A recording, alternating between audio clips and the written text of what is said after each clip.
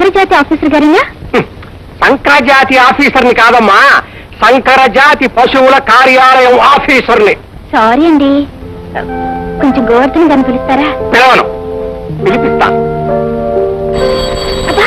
వెళ్ళి గోవర్ధన్ గారిని తోలుకురా. అలాగే తోలుకొస్తున్నాడమ్మా.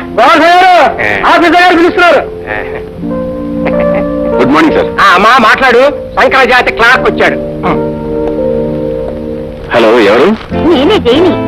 అవును, ఇప్పుడు మాట్లాడింది ఎవరు? వాడు క్రాక్లే. మీరు కదా సార్? ట్యూన్ వాడు కరెక్టే. ఏమిటి విశేషాలు? ఏముంది, బయట ఎండగా ఉంటే ఏం చేయాలి? ఏసీ రూమ్ లో కూర్చోవాలి. వర్షం పడుతుంటే ఏసీ రూమ్ కదా. ఇక్కడ కాదు సార్, గుంటూరులో వేసవికాలం కదా. గుంటూరులో వర్షం పడుతూ చలి చలిగా ఉంటే మీ రూమ్ లో ఉన్నారు. ఇప్పుడు వర్షం పడుతోంది, చలి చలిగా ఉంది. నువ్వు ఆఫీస్ లో ఉన్నావే, పర్మిషన్ తీసుకుని వెంటనే నా దగ్గరకు రాకూడదు? రావాలని ఉంది, కానీ కావాలనుకున్నప్పుడు ఈ వాతావరణం రాదు. ఏమిటి? చలిగా ఉంది. రగ్గు కప్పుకో.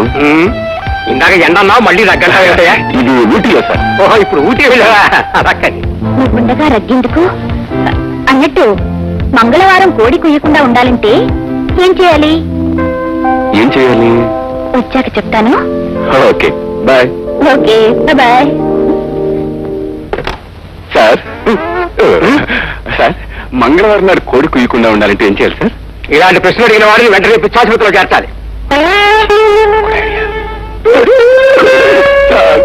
మా వాడికి పిచ్చి కుక్క శంకరజాతి అయితే మరీ ప్రమాదం. దీంట్లో తెచ్చుకో. ఆశిస్తాను, రేపు సంతకం పెట్టు. నాకు అత్తిది నాకు ఇచ్చేసి కలజం తీసుకోవయ్యా. పాపం, అందుకే కాబోలు శంకరం మాటలు మాట్లాడుకోండి. అవును, మంగళవారం కోడి కుయ్యకుండా ఉండాలంటే ఏం చేయాలి? సోమవారం రాత్రి కోసేయాలి. అనుకున్నాను. అన్నీ అనుకోవడమే, ప్రతిదీ నేనే చెప్పాలి. వాతావరణం ఎంత హాయిగా ఉంటే వెంటనే నా దగ్గరికి రావాలనిపించలేదు? అనిపించింది, కానీ నేను పిలిస్తే కానీ రాలేదు. ఇదిగో తిను. ఏమిటిది? కూస్తే కోడి, కోస్తే పకోడీ. కోడి కోసి పకోడీ చేశాను.